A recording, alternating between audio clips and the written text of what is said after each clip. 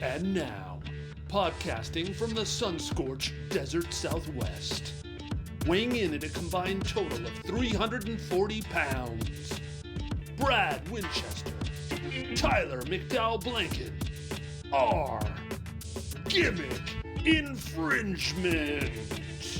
Welcome, everybody, to the Gimmick Infringement Podcast. I am Brad Winchester, and with me, as always, is my tag team partner, Tyler McDowell-Blanken. Tyler, it's Saturday as we record this.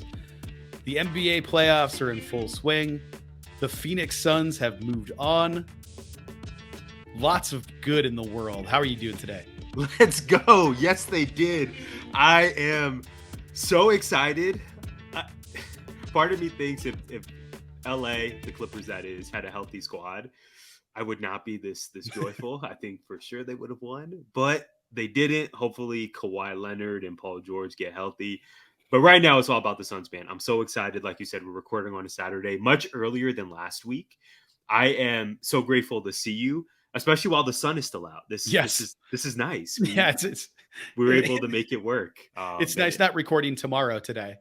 Exactly. Yeah. But like you and I were talking about before we clicked record here, sometimes the weeks are just so busy, man. Like you and I both have school and work, and you got a whole family, I hear, that requires time and love and care. So yeah, man, super grateful to be here with you. Of course, we'll talk Suns, we'll talk wrestling, but I am doing well. The week was pretty eventful. I survived this class, LDT 506, evaluating learning systems. It's awful. My experience with group work, as you may have heard, Brad, on air and off air, was pretty colorful. So I am just feeling lighter. I'm feeling so glad to be done with that class. But like I said, more than anything, I'm just so happy to see you, and I can't wait for our conversations today. How you been? Good. Colorful, I can confirm the best promos we cut will never make the air. They are simply things we can't put out into the universe because it's on the job, it's on school. We can complain about items and maybe some lanes involving those things, but we can't just share out what's pretty typical. To watch Tyler aggressively take off his headphones in the voice message that I got the other day, or the video message I got the other day, was just, I couldn't stop laughing. I was crying on the couch. I think I watched that 3 or 4 times. Dog, I'll probably watch it again when we're done. I was at work till 7:30 on Thursday. So crazy. And then folks wanted to re-record our group presentation at 9 p.m. that night because we went over on the allotted time in the instructions. It's not that important, y'all. Like, I love school, really into learning and academia, but it's not that. It's just not that important. Like, you got to live your life. Your mental health matters. Your time with your family matters. Suns playoff games matter. Not going over on a video. The professor's not going to deduct you. When I was at Marana High School, and I hope this is an accurate statement, I do not recall ever docking a student points for going over on time or going over on word count. You just don't do that. As an effective teacher or an aspiring effective teacher, as just a human who cares about other humans, it just ain't that serious. I agree with you, though. Some of my favorite promos of yours are definitely the ones that don't always make the air. But yeah, man, I'm glad you saw me at my lowest and were here for me. It's like 7:15 p.m. on a Thursday in a tiny office. I can't even figure out how to get my headphones off, and I'm just cutting a promo on colleagues who care more about their GPA status than I do. I want to do well, but it's just not the be all end all for me. It never was, and I don't think it ever will be. No, it can't be. There's too many important things in our lives, man. Like there's art and creation and family and sports, and there's so much about life. Learning is so important. I like, people will argue with me on this and then go out and look up how to do something on YouTube. Listen, buddy, I don't care where you're learning. Learning's important. Learning something new, learning a new skill. I want to learn how to weld. That's like my next new skill that I want to learn, is just figure out how to weld. I don't know how to weld. Everybody that does it's like, it's easy. It's like, if I can turn that stack of pallets out in the garage into wall art and make a table out of stuff, I think I can put two pieces of metal together. So I can't wait for that. It doesn't have to be academia, but I also love that. I have a fond place in my heart. But I'm not going to stay up until 12:30 to talk to some people that I don't know about something that ultimately doesn't matter that much. I told you, my group's like, oh, our project's due May 5th. It says April 30th in the calendar, but it means May 5th. Nobody knows what the hell's going on in there. And we all agreed May 5th. That's when we're going to turn in our stuff. So I turned in my stuff today thinking, oh, good. It's the 29th. I'm early. That way they'll have a day plus to turn this in. They already turned it in without me. And I got 100%. What? And the person turned it into the wrong spot. Didn't even turn it into the right spot. And I got 100%. What the hell? Like, so group work, man. I told you last week, it dreadful. stands true this week. It's such a microcosm of society. You just bring these 3 or 4 or 5 people together for the sake of an assignment, which it sounds like for both you and I, no one really cared about. It was just a requirement, unfortunately. Yeah. But it's just such a fascinating character study. Just bring these people together. There's Zoom, there's stress, let's just see how this works. And in your case, it ended in a very unique way. And in my case, I just drug myself to the finish line, like in mud, ripped jeans, just crawling to get to the finish line. Yeah. Exactly. But yeah, man, I'm glad you got a great grade, and we haven't received ours yet, but I'm hopeful for the sake of my sanity that we receive the A that everyone in my group really, really wants to get. I'm sure you're going to get what you guys put in so much time. I'm sure it's going to be great. It's probably too thorough, which means it's going to be great. And definitely was 33 slides and supposed to be 10 minutes. There's no way we were ever going to make 10 minutes with a 33 slide presentation. It's just not possible. It was a miscalculation on our part. We didn't talk about our vision for it. Like, what are you doing? Like what is that? 25 seconds, 20 seconds? Yeah, it was just something like that. I just went into it like, there's no way these people are so oblivious. There's no way this is going to work out. But I also contributed to the too long presentation. So I think it's under that. I think it would be like 18 seconds a slide or something. Like, it should have literally been half, man. We should have went 15 slides max, not 33. Yeah. But as I learned from you, man, you try your best. You try to treat people well. You live, you learn, and you know better for the next time. Yeah, that's all you can do. Well, we had a next time, Tyler. This week in WWE, we had the first round of the WWE Draft. We had new belts being debuted. I have a feeling your first question is going to revolve around at least one of those two. So hit me with question 1. Maybe even both. Let's get into it. Oh, good. So I'll start with what I typed here. I think I might be still in your gimmick, Brad. I wrote big week in WWE. The draft officially kicked off on Friday, as you said, but let's really get into it here. SmackDown, so far, as we record, has drafted Roman Reigns, Solo Sikoa, Paul Heyman, Bianca Belair, Street Profits, Edge, Bobby Lashley, the OC, Damage Control, and NXT Women's Tag Champs Alba Fire and Isla Dawn. Raw selected Cody Rhodes, Becky Lynch, Imperium, Matt Riddle, Drew McIntyre, The Miz. Yes, The Miz. Shinsuke Nakamura, and NXT Women's Champion Indy Hartwell. Here we get closer to my question. My question is related to a massive development from last Monday's Raw. CM Punk appeared backstage. I have no interest in discussing that at this time. What I do want to talk about, though, as you alluded to, a new title belt was introduced. Per Triple H's announcement on Raw, a new WWE World Heavyweight Champion will be crowned on May 27th at Night of Champions. I think it's a pretty safe bet that Seth Rollins will be in that match. Brad, build the case for someone who Rollins should face. Someone who could realistically be the first champ and put on a phenomenal contest versus the Architect. Who you got? That's a good question. I think the best option of what we haven't already seen, and it has been a while, based on the current draft choices, is Shinsuke Nakamura. That one's the one that I think would surprise people, and I think it would be a hell of a match. I don't know if people would look at that belt as big of a deal if Seth beats Shinsuke for it versus Seth beating Cody for it or Seth beating Drew for it.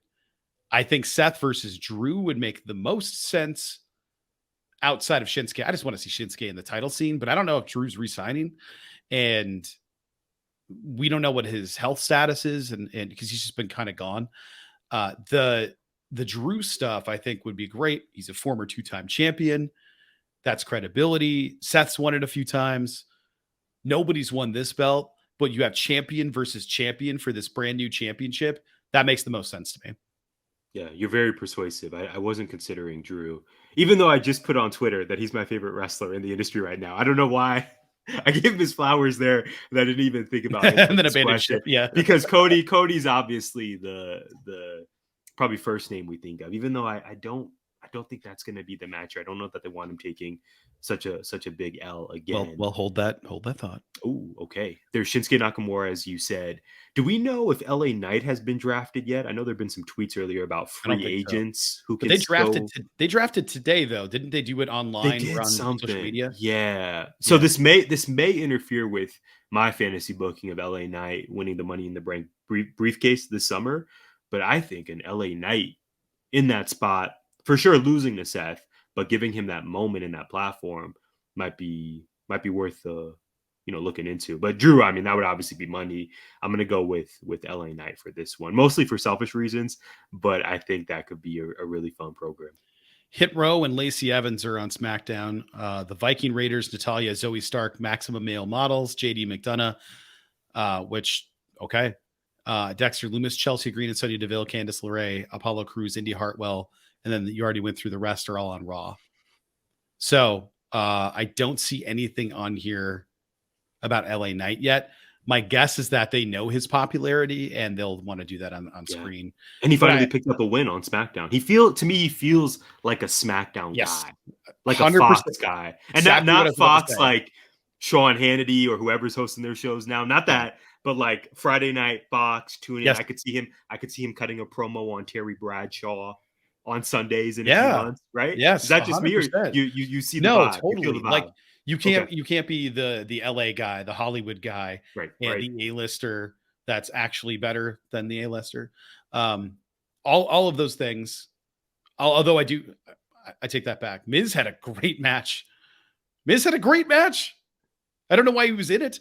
Yeah. But he had a great match. Yeah. We didn't talk about him last week. Him and Seth put on a really good that's what was like. He had a great. I think he showed people that he could wrestle, and he can still wrestle, and he doesn't get credit for his wrestling because he's what he is. But like that's okay. His character rules. Like it's so great. It's so easy to hate him, but he's so damn entertaining. He's so good at his job. It's crazy. But LA Knight is the guy that I think of. That's the guy that I want to see more of. And I can't believe they haven't just strapped a rocket to his back at this point because they have absolutely lightning in a bottle with that dude. I don't know how he hasn't won a championship before this. I don't know how he hasn't been in the main roster before this. It's simply criminal to think about how his career was kind of wasted before this year. And I want to see that happen. I don't know where Bray's going to go. I guess he can't wait to get back once he's healthy, according to what he said. So hopefully whatever it is, he gets over it. Some of it scares me. Alexa Bliss having cancer treatment recently, because we all thought it was because of creative, but it was medical. So hopefully she's doing well. Hopefully she's back soon. So there's a lot of fluid parts, but man, I don't know. LA Knight seems like the guy for SmackDown more than Raw. Wouldn't hate it for him to be the first one. I think that would be a great swerve. It would. But I want Seth to have gold. No, it's going to be Seth, but whichever match ends up being the one for the title, I think is going to be awesome. And I have complicated feelings about this announcement in general, but I do think it's a win that the men's division on Raw will now have a top prize to fight for. Even if I think it's clearly going to be inferior to Roman's titles, at least from a creative standpoint, we now have that opportunity. Because before, when week to week, you don't have a top prize to fight for in the singles division, the top one, right? That's an issue. And that's why I think started to tune out.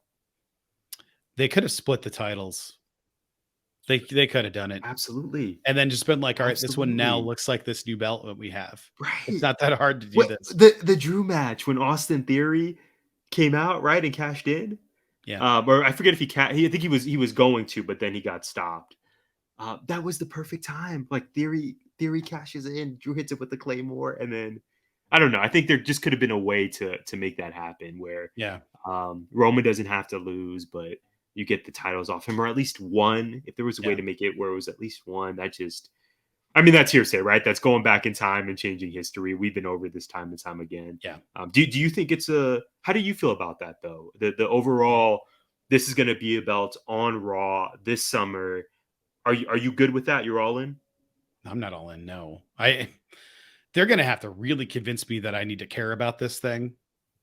That belt rules, but it's kind of what we wanted. We knew that they were going to change it to have the big old WWE logo on it, because from a brand and marketing standpoint, putting it on people to have a giant ass WWE logo in the middle of it is what they're going for. They want people that are celebrities that have it out in public to have their brand on display in huge letters across it. So I get it. I totally get that part. I'm not that excited about it, to be honest with you. It's from a storyline standpoint, I'm not that excited. I'm excited it exists from I love this thing standpoint. I think it's great that there's going to be a top prize on Monday Night Raw, but they're going to have to really commit after the brand split to not having any of those stars interact at all. They have to. Like, they just simply have to. I don't even know how else to describe it. No more crossover. It's got to be done. Because if Roman's over here, we have a contender over there, contender over here, and people are just floating around, then anybody can win anything. And then why would you want that as like a secondary championship when Roman's is right over there? So if truly is on SmackDown only now, then only SmackDown competitors could reach that prize. I know it's all storyline, but I want my stories to make sense. Like, they don't have to be overly complicated. They just have to make sense. And what they did was they made a belt that doesn't hold any meaning, that has no lineage. It has no history. It has no background. What it has is the look of a belt that used to exist that got turned into one of these other belts after a merger. And then it was like the big gold belt, the WWE championship, those got merged into the title. And then the Universal Championship was made not that long after. But we just we created the Universal Championship. That also doesn't have any lineage. And now it does. I would argue it's like a better championship than the WWE one because of who's held it and because of the reign. Like, it's no pun intended there. It's just, I think this belt can get there. But right now, I think Seth is the only option to win that belt. You have to have somebody that can make it. And it can't be Cody. If the plan is put it on Cody, I'm going to move on to my question, Tyler. It's related. Shocking. On Monday Night Raw, Triple H announced a new beautiful belt. That's how I started this, as if you weren't going to talk about it. Someone described it as the big gold belt, but with a giant WWE sticker on the main plate.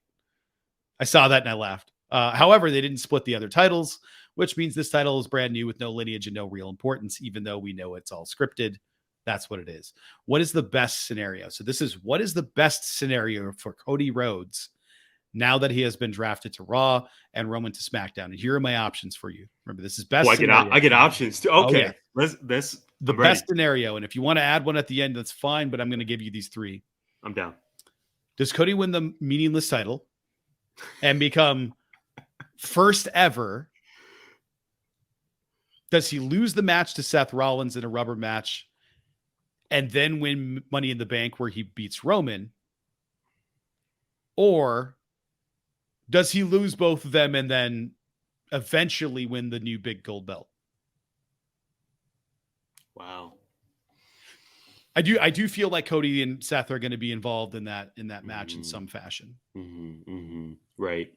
And presumably this will be the main event at Night of Champions. Yeah, I would think because it absolutely has to be the end period. Is Roman going to be on that card? If he does, he should open. You're right. Right. Because he faced Logan Paul at the last one of these shows. I wonder if he'll have not a gimmick match, but, kind of spectacle match. To me, I'm just sort of Crystal Ball Jones trying to foresee what the poster is going to be. I think they're going to do Cody versus Seth for this championship. And as you said, the more likely scenario is Cody loses to Seth. Finally, I don't think you can have Cody beat Seth again. I think this will be 4-0 for Cody against Seth. Oh, wait, that's right. They did He's beat him 3 times. I was going to say they have 3. Hell in a Cell with a torn pec. I forgot because WrestleMania. It was like the night after WrestleMania, right? Yeah. They had a rematch or that week. I think Cody is 3-0. Yeah, since he's been back. Yeah. Okay, you just can't have Seth lose a fourth time against Cody. So not a rubber match. Got it. That's promotional malpractice. That is Agreed. Cannot happen. I think they know that. There's just no way on earth. So to answer your question, I'm going to say Seth beats Cody at Night of Champions. I could see that being the poster and being the main attraction. And then Cody, I already slotted LA Knight in this position, but I could absolutely see Cody getting the Money in the Bank briefcase and then challenging Roman at, say, SummerSlam or even next year's WrestleMania and finally winning. I don't think Cody holds this new championship. I still believe he is the guy to dethrone Roman Reigns. So Money in the Bank is July 1st. When is Night of Champions? Is that next May month? 27th? Okay. So we have a long time before Money in the Bank. I don't know. I don't know what's going to happen. It's going to be interesting. I'm rooting for Seth. That's all I can add here. Yeah, me too. It's an absolute layup. He's got to be the guy. And if there's any person who can make this work, I think it's Seth Rollins. I can't wait to see the belt on his waist or flinging through the air in circles. I love the flail. I can't wait. Cannot wait for that. We got robbed of that with his very short, was it the US title run, right? We did. He did it at a house show and it got on film, but hasn't done it on Raw that I can remember. And I can't wait to see that on TV again. The only other option is that Gunther wins both. He's the Intercontinental champion and he wins the heavyweight championship.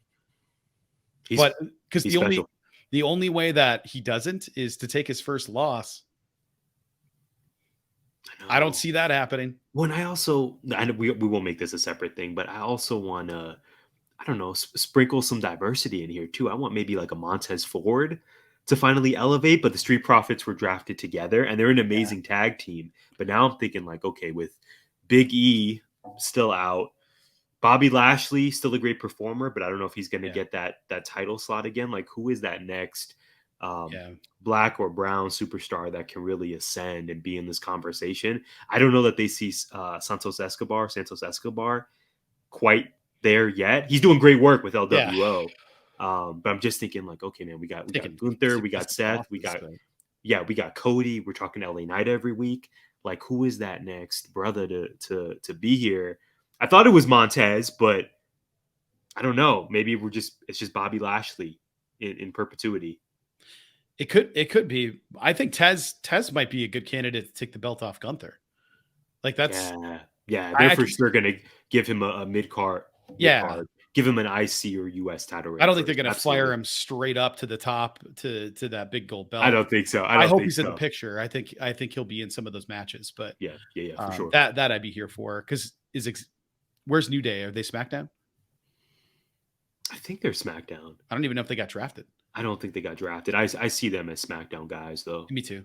Yeah. So if they ended up on Raw, or you get main event Jay in there, sure. Who knows, right? Like I don't know, but you raise good points there. I don't know what the answer is there. And do they call up somebody? I doubt they're going to call up Carmelo. Yeah. Apollo Crews is back. Maybe we get an Apollo Ascension. Good point. When I saw him sitting in the NXT locker room, I was like, oh, that's got to suck. I know. He had that little rivalry going with Daba Kato on NXT, and I guess that's just kind of over. Yeah. Love Apollo. Also Daba Kato. Okay. Raw Underground popping into my head. Whew. Deep, What a time. deep cuts. What a time. So we're both sitting here in silence. Yeah. and So feel like I guess one of us has to do a transition. Oh, Here. my brain was reeling. I was like, oh man, I got you. the state of Raw. What do I do? Great content for our viewers and listeners. That's why you come here every single week for us. Organically every time. So Brad, we were talking about all that's happening in WWE right now. It is a fun time. It was a fun week to be a WWE fan. Lots to discuss. It's also an amazing time to be a basketball fan. We are watching some of the most exciting playoffs that I can remember. And we don't want you to watch alone. And we also don't want you to place bets alone. And if you are tired of placing bets alone and not having anyone to talk to about your predictions, maybe you want to connect with other sports bettors and share your winning strategies. That sounds like a fun time to me. Look no further than Sharps, the social network for sports bettors. With Sharps, you can connect with friends, see what they're betting on, and even interact with their bets. The iOS app connects to all major sports books and daily fantasy platforms like DraftKings, FanDuel, BetMGM, Prize Picks, and Underdog. Here's the best part. If you download Sharps now, like right now, and use the promo code WIND338, you'll receive access to the community to start showing off your betting chops and an opportunity to compare your bets with us. So, what are you waiting for? Download Sharps today, use our promo code WIND338, and start connecting with other sports bettors. Don't forget to share your winning strategies and interact with other users' bets. Join the social network for sports bettors and take your betting game to the next level. Speaking of next level, Jimmy Butler. Oh my God. Did you see these games? Did you peep these highlights? Yes, I did. Brad, playoff Jimmy is a real thing. Yeah, it's terrifying. I don't even know what else to say. Is he the best player in the world this time of year? He just beat the guy who has the title belt in the NBA right now in Giannis. Yeah. Universally, I would say seen as that dude, best in the world. But Jimmy Butler just took out, I mean, Giannis was injured for a bit, as we know, but took out Giannis at home.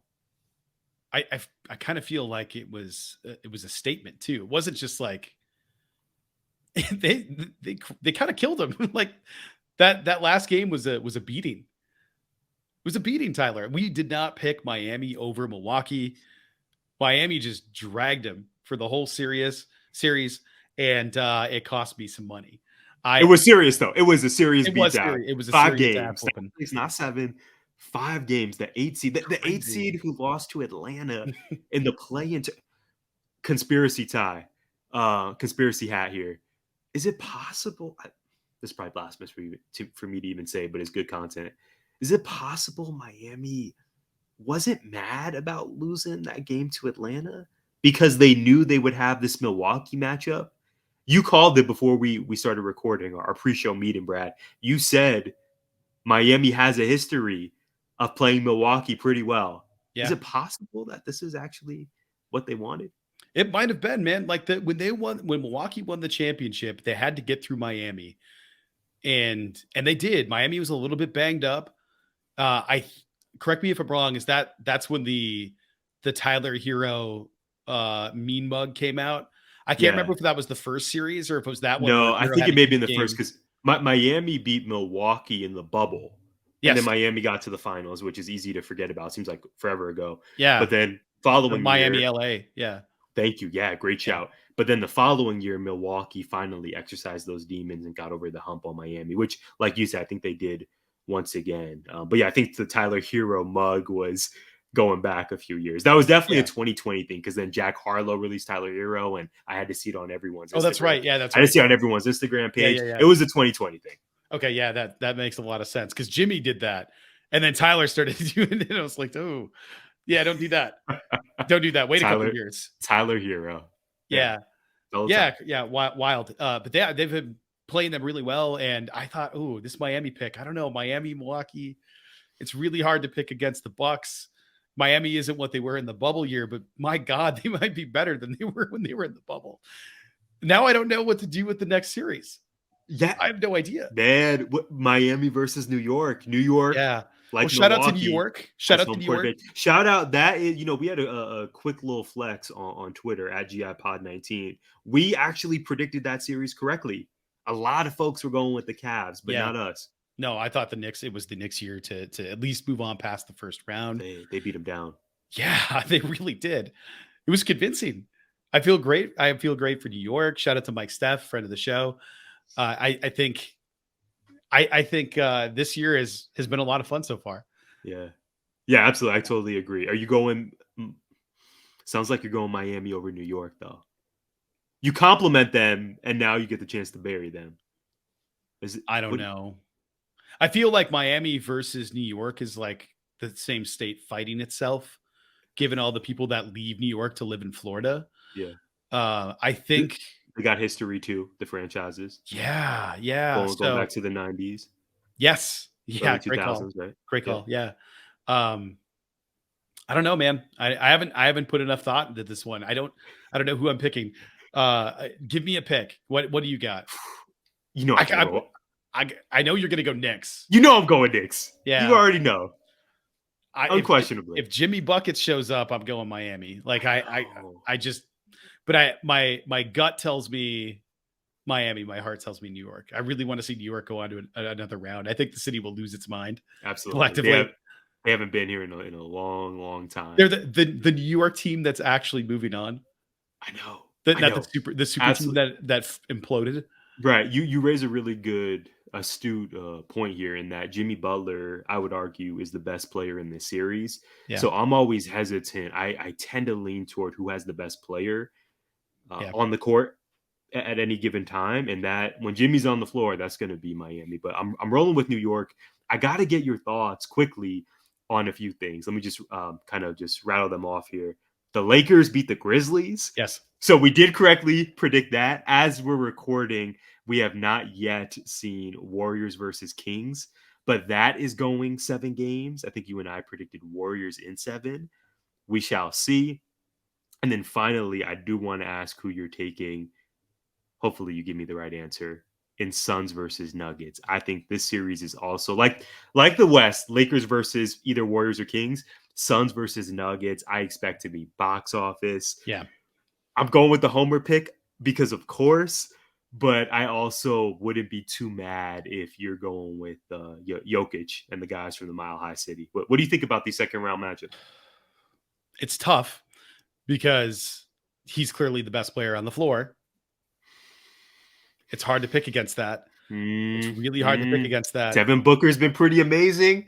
I'm not putting Devin Booker above Jokic. I can't. Slim Reaper, Kevin Durant. But okay, I'm going Suns.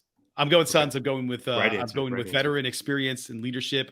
I know the other team has been there, but like this is, they almost had it, man. They almost had it. So it's now or never for them. That's what I'm going. So yeah. I really hope Phoenix can get over that hump. It's for whoever wins between Golden State and Sacramento. Mm-hmm. That's who I'm picking. Like really? I'm not picking LA. Really? I can't do that. Actually, I'll take the Lakers over Golden State, but I'll take the Kings over the Lakers. Oh, okay. Jabari's not going to be happy with that, but no. I'm saying you're going to have some tweets, maybe even some quote tweets to respond to. Do you think LA has the defense to slow down Sacramento enough? I do.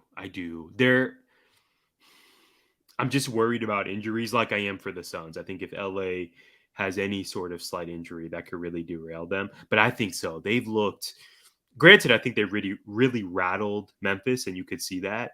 I think LA has some legitimate chops here, though. I think especially defensively. Yeah. I absolutely think they could do some good things against Sacramento.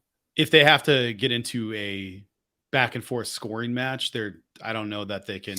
They have 2 of the best scorers in the world on that team, but I don't know that. That's fair. No, that's fair. Is LeBron at this age going to be able to consistently put up 50 every night or 60? That's fair. That's every fair. night. He'd have to do it almost every night. No, that's fair. Yeah, he's the him king. or But AD. Yeah. yeah, 7-game series playing every other day or every 2 days. Yeah. I feel you. Yeah, but they're both probably going 7. Like it doesn't matter, right? Like So you're going. This is fascinating. You're going if it's Lakers versus Warriors, which the league would love. That I think that's going to draw Yeah. legendary numbers. You're going Lakers in that. But if it's Lakers versus Kings, giving us those 2001 vibes, you're going Kings over LeBron and company. yeah, I think they're. Wow. I think coming out of that series with Golden State, going into the Lakers, I don't know who I would rather face at that point. Like I kind of feel like if I made it through Golden State, I'm beating everybody. If I'm Sacramento, they're going to come in with some serious swagger. Golden State's just been there before. Yeah. And I think LA wants to put a nail in that coffin. I just do. I don't. I'll ask you this: you think Draymond's lasting the series? Absolutely not. That's what I mean. Way. Like, so but I wanted to in. Yeah, I want to see what happens too. Yeah, I hope hopefully nobody's chest gets caved in, but I don't know, man. Like, I don't know if Draymond's not on the floor, I don't think they have a shot. Like, I just don't. He's too much of a presence. Yeah. So we'll see what happens. Yeah, we also got Boston, Philly. I think the West though That one's really. Yeah. All these series are intriguing, but Yeah. the West, and this is of course West Coast bias, but the West series are just going to be they're loaded. Amazing, man. Suns versus Nuggets gives me conference finals vibes, and both teams, both organizations expect to win a title this year. Yeah, but one of them is not. One of them is going to go out in the second round, and it's going to be a real fascinating summer for whichever team that is. I hope our team advances, man. I appreciate the good vibes you're putting out into the ether, and hopefully they'll take care of business. We'll see. This is the longest we've ever talked about the NBA on this podcast. We went almost 10 minutes. It's a record, I think, since the start of the Sharps read. That's Wind 338, by the way. Sharps with a Z, SHARPZ, on the Apple Store. Download it. Use Wind 338. Go into the pod description if you don't want to do that, and click the link that's in there and join up. It helps us out. Even if you don't place bets, go to the Sharps app and join up. That will help us out there. That help us out. You do not have to gamble on the app to have the app. It is just a way to link up with other people. So please check it out and hop on there and help us out. And Tyler, it's time to help me out by reading your first question. Yeah, man. Let's go to our AEW talk. So, okay, episodes of Dynamite and Rampage this week. Bandito wore sunglasses. FTR lost twice. Yeah. I did not like the ending to the TBS title match. Kenny Omega and Konosuke Takeshita won and then got jumped by the BCC. Rampage was Rampage. Extremely talented performers, but the show still doesn't feel like required viewing, in my opinion. However, we're getting closer and closer to Double or Nothing. Brad, I ask for your forgiveness for this next line. I consulted Wikipedia to verify that the only confirmed match for my favorite annual AEW pay-per-view is as follows. Sammy Guevara versus MJF. I'm going to predict here. I think the following matches will be added to that card. We'll get the Pillars 4-way. Sure. Adam Cole versus Chris Jericho. Wardlow versus Christian Cage, Luchasaurus, and ostensibly the world. We must get Keith Lee versus Swerve Strickland. Yes. Elite versus BCC, with BCC featuring Takeshita now that he's bled with them. I'm just saying. But so you're predicting the Elite with Kota Ibushi. Definitely. Okay. Definitely. Golden Lover reunion. Got it. Yep. Absolutely. Sign me up. But finally, maybe Hangman. I am most interested in the creative for the women's division at this point. What are the programs that you want to see for Jade and Jamie Hayter? I don't know. I'm tired of this outsider kind of stuff they got going on in the women's division. It's just getting really repetitive. So I don't know. I don't know who Jade faces next. I thought Taya would be the one, and maybe it's Taya again. if it's not Chris Statlander, then I don't know who the hell it's going to be, unless they have something up their sleeve. We know it's not Trinity. Trinity debuting in Impact this week. I just don't know. Sasha Banks, like Mercedes Moné is going to be the one that could potentially happen. Willow Nightingale is wrestling her in New Japan. Can't wait for that. I saw that right when it popped up, and I thought that was cool. Excited for that. Excited for Willow. Excited for everybody involved. That's really great opportunity. I have absolutely no idea what to do with Jade. They have a Jade problem. They're not putting her on screen enough, and she's beaten everybody. So who else is left? I would like to see a champion versus champion match. Winner take all, unify the titles. That's what I would like to see. And I think it should be Jamie. I don't think it should be Jade. I think that'd be a good chance for Jade to get a reset, go back and try something new. What is she if she's not undefeated? And I think that could be really great. That championship needs a ton, though. So by itself, I feel like it could be. It's just the longer they keep it on Jade and not have her defend it, the less we care about that championship. I'm starting to feel like, all right, it's here. Jade's going to win. And I never really feel any sense of, oh, crap, she might lose. Because they're having they're treating it like a mid-card belt, right? They're having a lot of mid-carders do the matches, but all the upper card talent is all revolving around the main belt, but they're just constantly feuding with each other over and over and over. It's too repetitive. They got to change it up. I like a long program, but it just feels like the same thing every week. So what do I predict? No idea. What do I want to see? Champ versus champ. That's it. That's my take. I just want to see them on my screen more. Let the women wrestle, damn it. Yeah. Get them all on my screen. I love that Sky Blue was in there. I don't care that she was wrestling somebody that's not in the title picture. Not when I shouldn't say that. I do care. However, she could be in the title picture because it's the same 5 people in the title picture all the time. Just rotate people out. Do something. Care more. This women's division rules. Let's see it. Okay. I'll shut up. No, listen, bro. You cook my coffee. You cook there. I wanted to let you cook.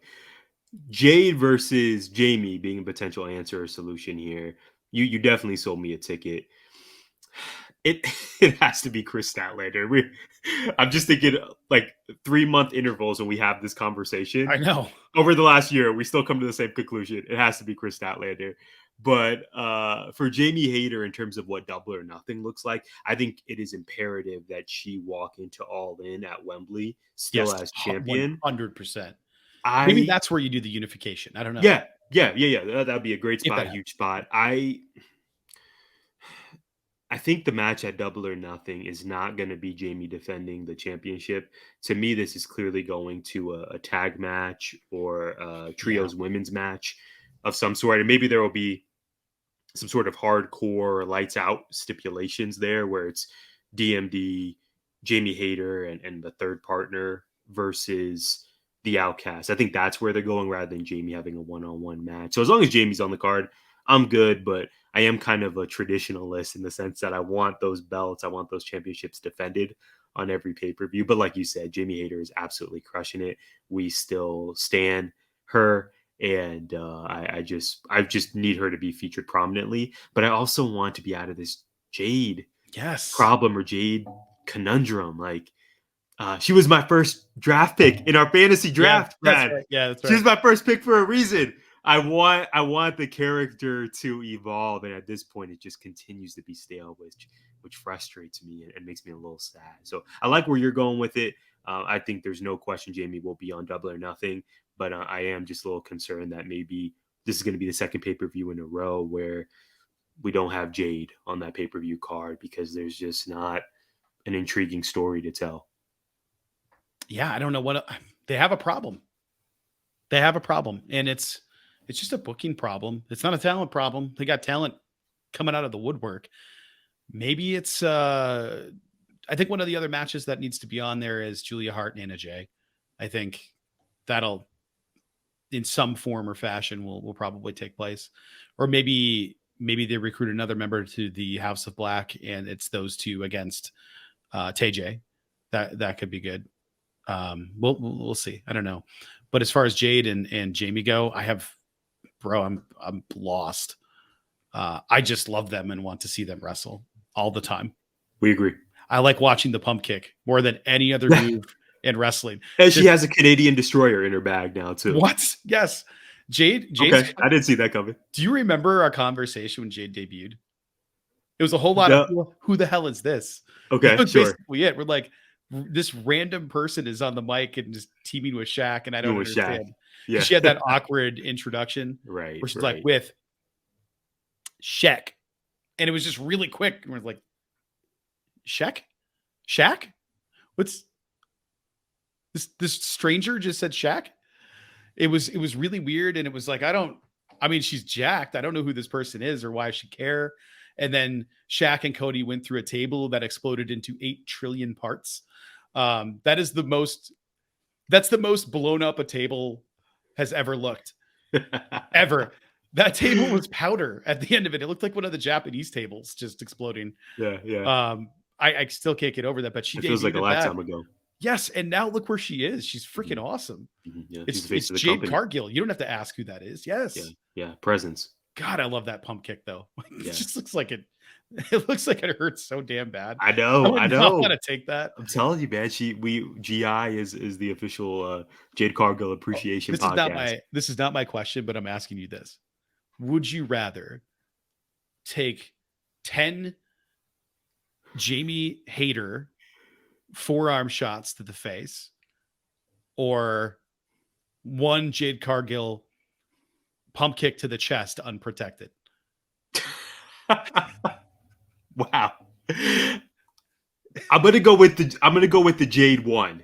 Yeah. If just from a sheer numbers perspective. Yeah. Because Jamie, as the Titantron reads, maybe not her Titantron, but as her tweets often state, she hits really hard. Yeah. I think I'm okay. I'd rather take the Jade if it's just a numbers game for me. Yeah, I don't know. I don't think I would be alive after an unprotected. You have youth on your side. Maybe that's what's happening. I'm about a decade older than you.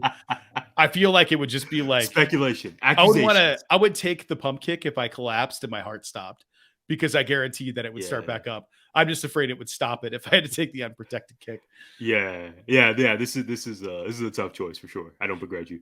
So my question is, after Dynamite was a much better show than what last week's show was. Last week's show was a bit rough. It was pretty mid. Tyler, we had something that I don't believe you brought up. Roderick Strong made his debut, his AEW debut. One more member of the original Undisputed Era. My question: what does Adam Cole and Roderick Strong do from here? Do they have a program with Yaz? And do you think it's double or nothing when Kyle O'Reilly returns? Ooh. We're in that weird time frame for that sports injury. We don't know anything about how he's doing. Yeah. Recovery time is usually around 6 weeks. You can go back to work. Not this line of work though. So hopefully, if all is well, it's been about 8 months. So we'll see. But what do you think? What do you want to see?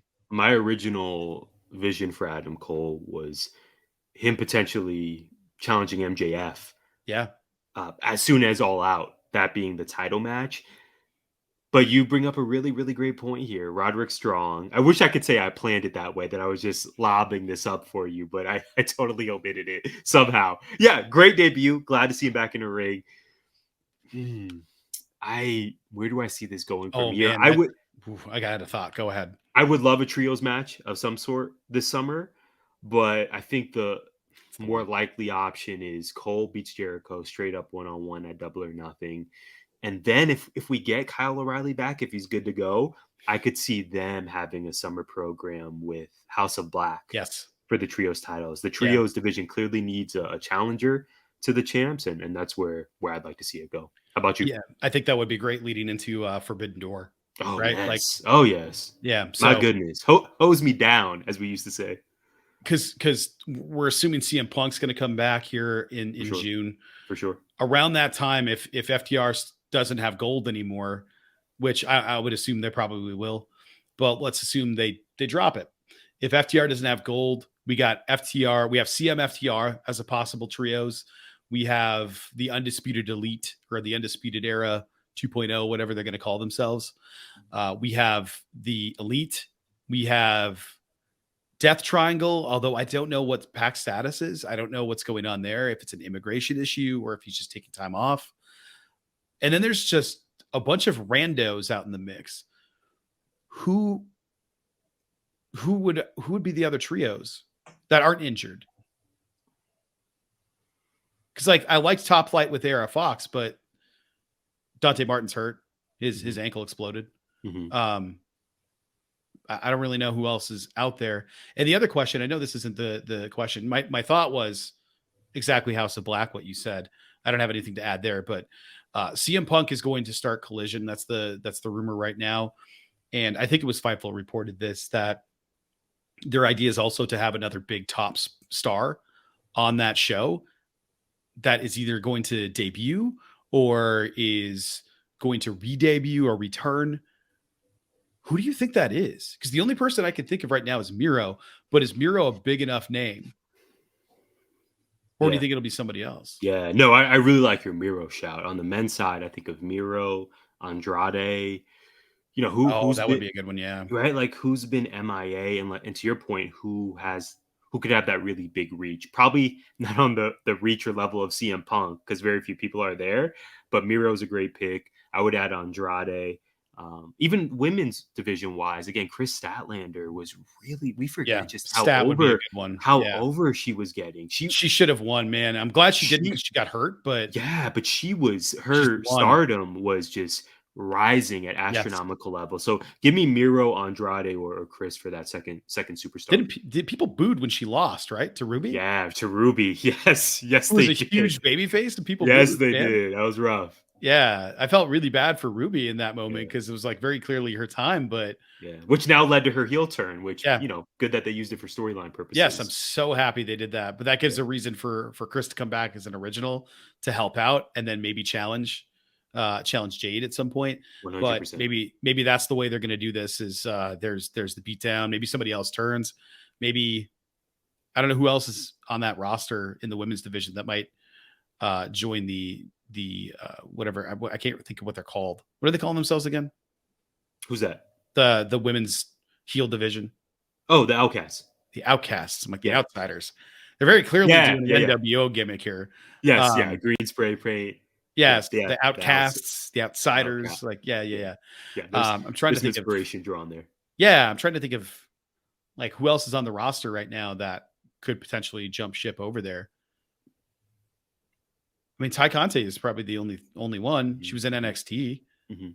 Athena was in NXT, but she's doing ROH stuff. So I don't know who else it could possibly be. The only thing I could think is if there's somebody that we're not thinking of from New Japan or GCW or MLW or something like that that's a big name, or if somebody from WWE is jumping ship and they already know about it. I don't know what contracts look like and whether or not they're allowed to have contact with other companies about their contracts. I imagine no is the answer to that, given Tony Khan's being really pissed off about contract tampering. But it's not really tampering if you're telling them to leave or quit. That's tampering. But saying like, hey, when your contract's up, we'd like to offer you something. I don't know if that would be considered that or just bad taste. So maybe they've already reached out to Drew McIntyre, whose contract's up soon, who didn't sound too happy with creative or his contract. Because if CM Punk and Drew McIntyre, holy shit. Yes. Put Miro on that show. I'm tuning in. Sirloin beef son of a bitches matches. Drew is so good. I love Drew McIntyre. I mean, that could be so good. Lance Archer versus Drew McIntyre would be fun. Sheesh. Drew versus Powerhouse Hobbs. Yes, like yes, and yes, and yes. Yeah, I would love that. But I also feel like Drew would go in there and immediately win all the belts. So I don't know. He would win the trios belt by himself. Basically. But oh man, him versus Brody King. God, that would be fun. Yeah, that would. What a match that would be. Yeah, that would. Yeah, I'm getting excited about this. Now it has to happen. I'm nothing but disappointment if it doesn't happen. That's why we tuned in. Man, what did we miss from the week? Well, I don't know. Good. I'm glad I asked. You shouted out Trinity. I shouted out. We did. Thank you. We did. The New Japan match with Mercedes Moné, Willow Nightingale, and I can't remember the other two talents in there. Hopefully Julia. I didn't look. Julia dropping the belt. I don't think she's in it. Probably not, but she just recently lost, Mm-hmm. and she's no longer Stardom champ. On the same card that Mercedes Moné dropped the IWGP Championship, so it'll be. I don't know. It's interesting to think about what could happen there. Yeah, I don't know that we missed a lot. Raw was the matches on Raw were kind of not great. It's kind of a boring Raw outside of the announcements and stuff. It was fine. Yeah. Bad Bunny versus Damian Priest officially for Backlash. Yeah, we did miss that. I don't know that we missed a whole lot else. No, I think we covered it all, man. This was an absolute blast, as it always is. You know the plugs, gimmickinfringementpod.com. Brad is at Winduster on Twitter. You can find me at Tyler J. McDowell. And if you are hearing or seeing this right now, you made it to the end. Thank you so much. Every single listen, watch, like, retweet, text, everything, all of it. It sincerely means the world to us. We hope you enjoyed this episode. And if you didn't, don't tell nobody. We're wishing you a week full of joy, good health, great wrestling, and Phoenix Suns victories. Yes. We love you all, and we will see you soon. Oh, and I have one more read to go that I totally forgot about. I was just really feeling myself. But we need... When you said, what did we miss? I was like, I don't know, the state of 19 media. This is our first episode. We are so grateful you joined us for our debut. And we need you to know that Gimmick Infringement is a part of 19 Media Group. You can listen to us on Good Pods, our premier partners, and Apple, Spotify, iHeartRadio, or wherever you find podcasts. You can also find us on YouTube via the 19 Media Group channel. Please like, subscribe, comment, and share.